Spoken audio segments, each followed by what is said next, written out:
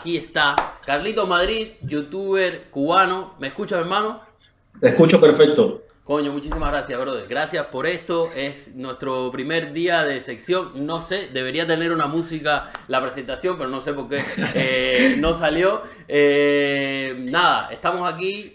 Te dejo. Esto es tuyo. Tienes entre 10 y 15 minutos para decir lo que tú quieras. Y después hablamos de las cosas nuestras. Perfecto, Robert. Muchísimas gracias por invitarme y darme este segmento en tu programa. Estoy con muchísima ilusión, como ya te decía. Robert, tú ayer hablaste del bloqueo mental que tienen algunos cubanos y hoy quiero hablar sobre, en este primer segmento, en este primer programa, quiero hablar sobre una de las razones de ese bloqueo mental que tienen muchísimos cubanos dentro y fuera de Cuba. Esa razón es el fanatismo político. Hoy vamos a hablar de este fenómeno que afecta al mundo en general y a los cubanos en especial. El fanatismo político se define, o hay varias definiciones de fanatismo político. Según la definición de la Real Academia Española, por ejemplo, el fanatismo es un apasionamiento y tenacidad desmedida en la defensa de creencias u opiniones, especialmente religiosas o políticas.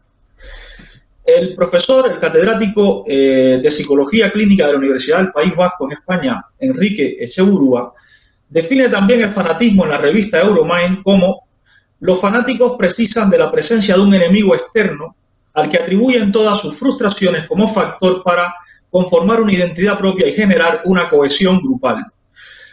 Ese es el caldo de cultivo en el que germinan las semillas del odio que pueden conducir a la venganza y a la violencia.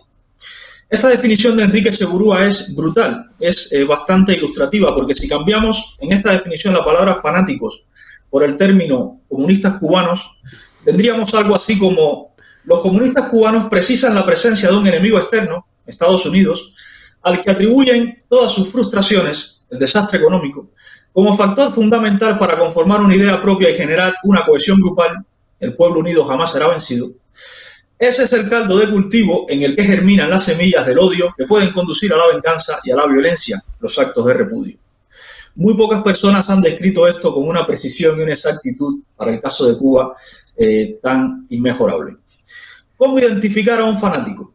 Un fanático es quien tiene un deseo irrefrenable de imponer sus propias ideas, desprecia a quienes piensan diferente, cree que sus ideas son incuestionables, tiene una visión unilateral de un planteamiento y rechaza todo espíritu crítico de sus ideas. Los fanáticos en general se creen dueños de la verdad y no aceptan cuestionamientos, no son personas razonables, se alteran fácilmente, son obsesivos, son autoritarios, se encierran en sus ideas, son radicales o extremistas y no escuchan opiniones diferentes a las suyas, suelen rodearse de otros fanáticos y son discriminantes e intolerantes contra las personas que piensan distinto a ellos. Y no miden sus actos cuando se trata de defender sus ideas. Afirman que ellos tienen todas las respuestas y no necesitan ninguna otra opinión. El fanático político en específico defiende a capa y espada sus opiniones y creencias. Defiende su propia verdad, defiende su poder. Su capacidad de razonamiento es escasa y por eso es engañado por charlatanes, caudillos y politiqueros, llámese Fidel Castro, por ejemplo. Defiende tesis falsas, es iracundo e irascible, su capacidad de reacción es violenta e irracional, esto lo hemos vivido en Cuba, muchísimos de nosotros. El fanático cree que lo sabe todo, Fidel Castro, se cree capaz de resolver todos los problemas y con el poder de sancionar o castigar. El fanático político además es quien justifica ciegamente las acciones, tanto de la derecha como de la izquierda. Ojo, aquí están los dos.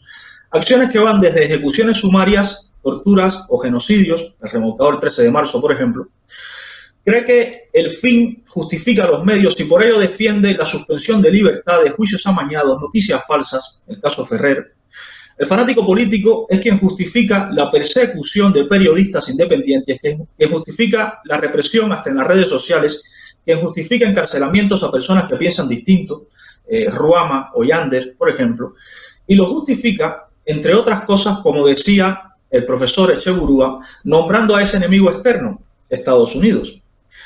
El fanático político posee un entusiasmo tóxico sobre sus ideales, una persistencia en imponer su cosmovisión, su pasión exagerada por un candidato o un partido político. Yo soy Fidel.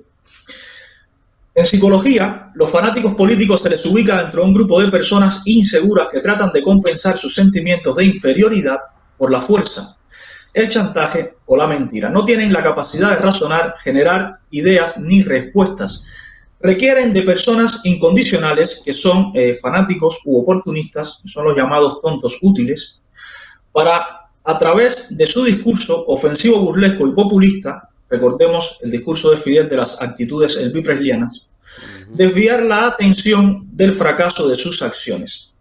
Y generalmente la atención es desviada hacia ese enemigo externo que decía el profesor Echeburúa, que son los Estados Unidos, o hacia un enemigo interno, que en este caso suele ser los opositores de la UNPACU, de cualquier otra, las Damas de Blanco, cualquier otra organización opositora dentro de Cuba.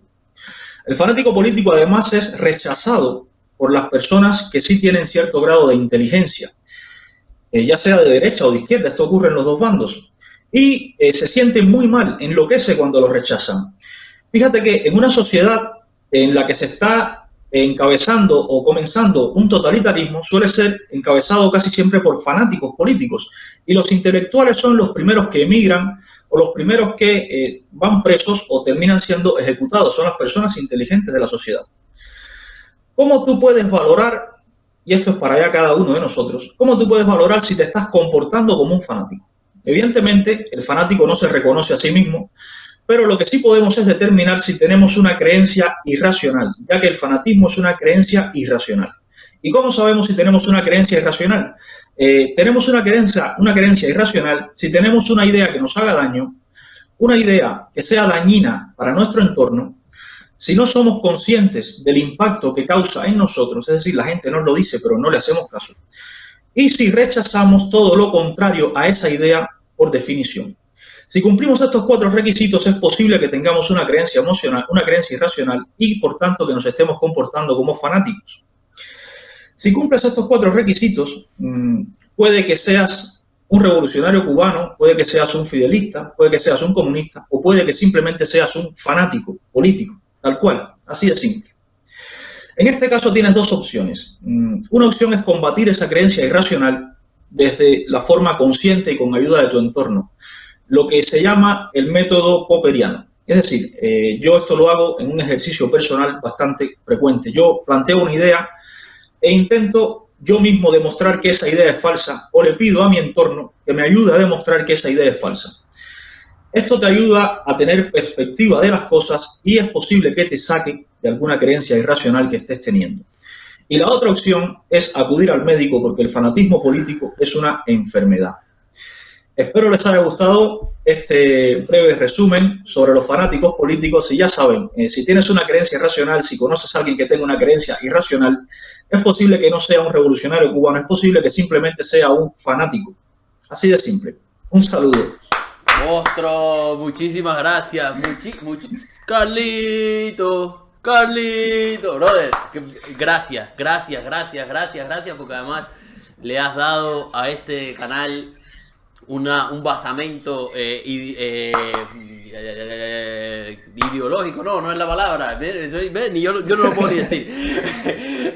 Teórico, importante, que no tenemos, de verdad. Muchísimas gracias, te lo agradezco. Y ¿vas a ir el 26 a la protesta virtual?